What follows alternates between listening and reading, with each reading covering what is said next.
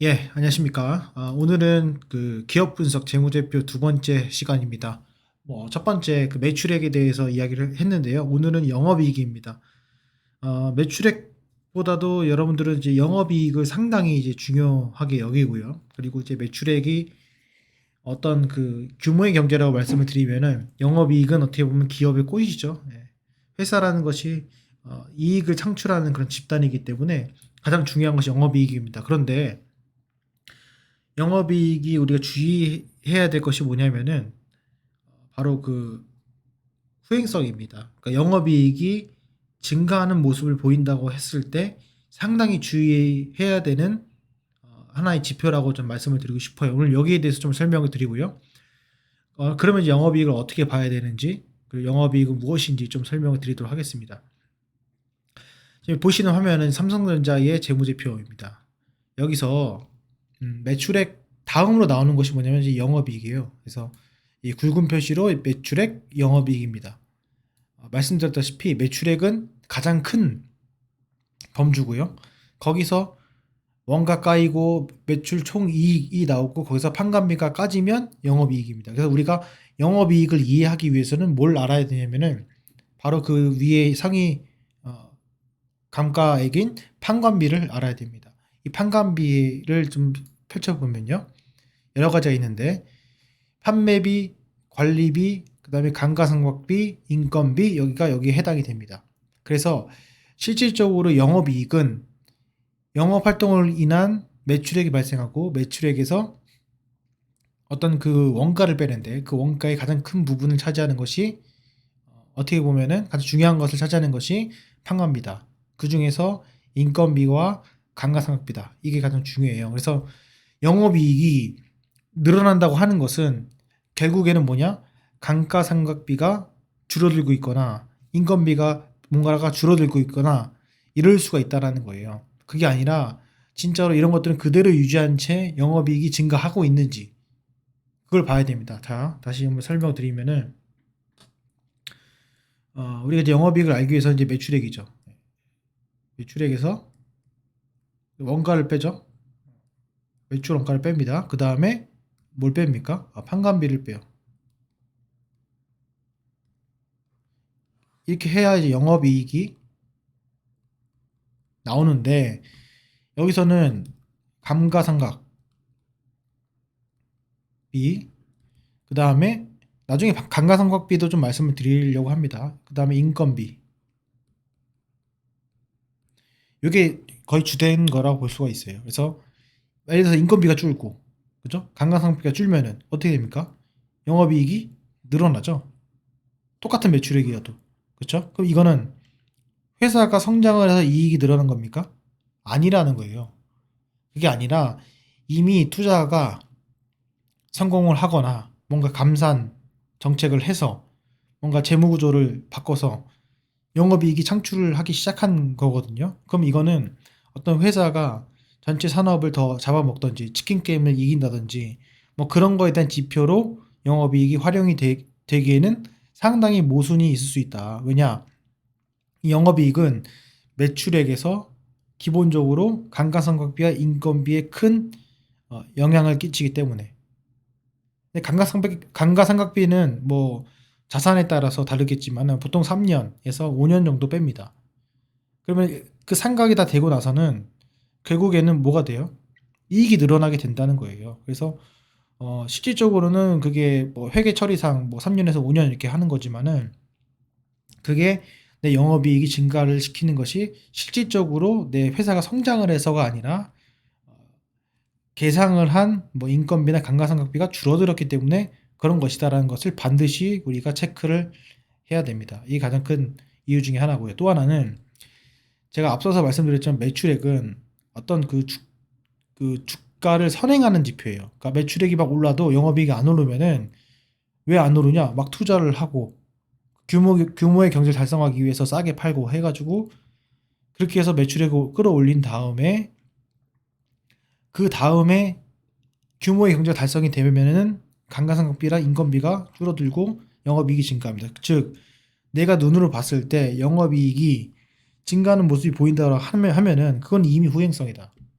그게 뭐 올해 늘어났다고 해가지고 계속해서 늘어나냐? 그건 아니라는 거죠. 왜냐면 뭐 유유 설비나 설비 같은 경우에는 보수 공사나 이런 것들 기본적인 투자가 크게 이제 5년 사이클, 뭐 짧게는 3년도 있지만은 크게는 5년 사이클이 돼요. 그러면은 1년부터 5년이에요. 투자를 했어요. 1년 차 때, 2년 차 때 돌아가기 시작합니다. 3년 차 때 최대에 달해요. 4년 차 때 극대화가 됩니다. 그러다가 어때요? 5년 차 때 돈이 들어가죠. 근데 많은 분들은 후행성이기 때문에 언제 영업이 증가하는 걸 알게 되냐? 이렇게 되기 때문에 이 3, 4년 차 때 알아요. 증가하는 게. 그러면 내년에도 오르겠지 하지만은 보수공사가 들어가고 뭔가 또 추가로 투자할 거리가 생깁니다. 그렇기 때문에 내가 눈으로 봤을 때 영업이익이 성장한다고 보면은 그때는 주가가 상당히 꼭지에 있을 가능성이 크다. 이게 가장 큰 착각이다. 좀 말씀을 드리고 싶어요. 그래서 웬만하면은 영업이익으로 멀티플을 계산하는 건 좋지만 그거는 단순히 참고 자료일 뿐이고 그게 내년에도 더 멀티플을 받으면서 올라갈 가능성은 상당히 낮다. 이렇게 좀 말씀을 드리고 싶습니다. 상당히 중요한 내용입니다. 영업이익이 있어요. 영업이익은 말 그대로 영업 활동을 한 이익이에요. 근데 이 영업이익과 착각을 하지 말아야 될 것. 이게 뭐냐면 뒤에 나오겠지만 단기 순이익입니다. 이거는 이제 뭐가 들어가냐면은 보시면은 영업이익이 나왔죠. 영업 활동을 하겠지만 내 영업 활동 하지 않고 누가 친구한테 용돈을 받거나 아니 뭐 부모님한테 용돈을 받거나 그래가지고 돈이 생기죠. 그런 것들은 영업이익이 아니라 영업 외 수익, 보통 영업의 이익이라고 표현을 예전엔 했었는데 그런 수익이 발생을 하고요.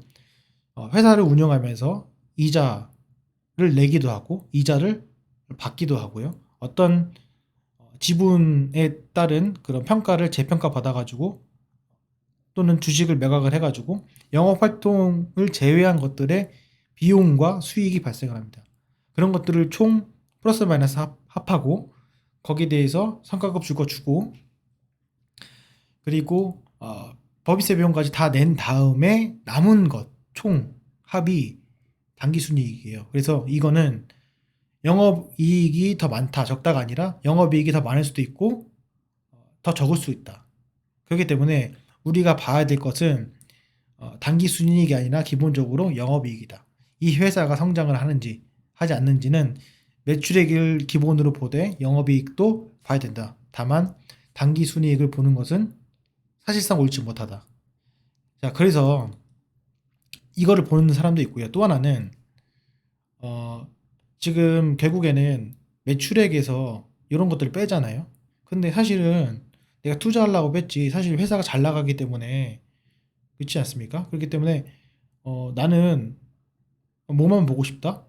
그런 것들이 있어요. 근데 감가상각비를 굳이 내가 넣어야 되냐? 난 넣기 싫다. 감가상각비는 어차피 나중에 0으로 수렴을 할 것이고 결국에는 그 가치를 회사의 성장하는 가치를 그 넣게 되면은 상당한 노이즈가 발생을 한다. 그래서 하는 지표 중에 하나가 뭐냐면은 영업이익이죠. 여기 영업이익, 영업이익, 영업이익 플러스 감가, 상각, 비용을 더합니다. 그거를 더해 가지고 확인을 해요. 그렇게 되면 아까 제가 초반에 말씀드렸던 그런 노이즈들을 상당 부분 제거를 할 수가 있다. 그래서 영업이익이 성장한다고 해가지고 볼 것이 아니라 가장 중요하게 볼 것은 내가 주식으로 돈을 벌기 위해서는 매출액 증가율을 반드시 참고를 해야 되고요. 영업이익이 나냐 안 나냐는 상당히 중요한 지표긴 하지만은 반드시 그 노이즈를 제거를 하고 봐야 된다. 그리고 영업이익은 어떤 하나의 사이클을 가지고 있다. 이렇게 보시면 좋을 것 같습니다. 마지막으로 좀 설명드리면 영업이익을 보실 때 예, 영업이익이 얼마 안 되는 기업들이 있어요. 그런 것들은 조심하셔야 됩니다. 방어하는 방법 말씀을 드리는 거예요. 한 자릿수 억대, 뭐 10억대 정도로 해당하는 그런 영업이익을 가진 기업들은 10억이 15억을 충분히 벌 수 있죠. 근데 이게 영업이익이 50% 증가로 나오거든요. 근데 이거는 올바르지 못한 것이다. 그렇기 때문에 특히 영업이익 같은 경우에는 연간 이렇게 뭐 10억이나 15억을 갖고 있는 기업들은 웬만하면은 피하는 것이 좋다. 이것으로 어떤 지표를 가늠하기에는 상당히 어려운 부분이 있다. 이렇게 좀 말씀을 드리고 싶습니다. 그리고 잠깐 이제 나중에 또 설명을 드리겠지만은 영업이익률이 있어요. 영업이익률. 그럼 과연 영업이익률은 아무리 붙어도 몇 프로가 돼야 되는지 이런 것들도 제가 다음 시간에 좀 설명을 드려보도록 하겠습니다. 어쨌든 도움이 되셨나 모르겠습니다. 추가적으로 궁금한 사항 있으시면은 댓글로 달아주시면 더욱더 감사할 것 같고요. 본인이 갖고 있는 보유하고 있는 주식을 한번 재무지표를 오랜만에 한번 보면서 한 분석을 해보면은 또 좋은 시간이 되지 않을까 이렇게 생각이 듭니다. 예. 오늘 영상은 여기까지 하겠습니다. 감사합니다.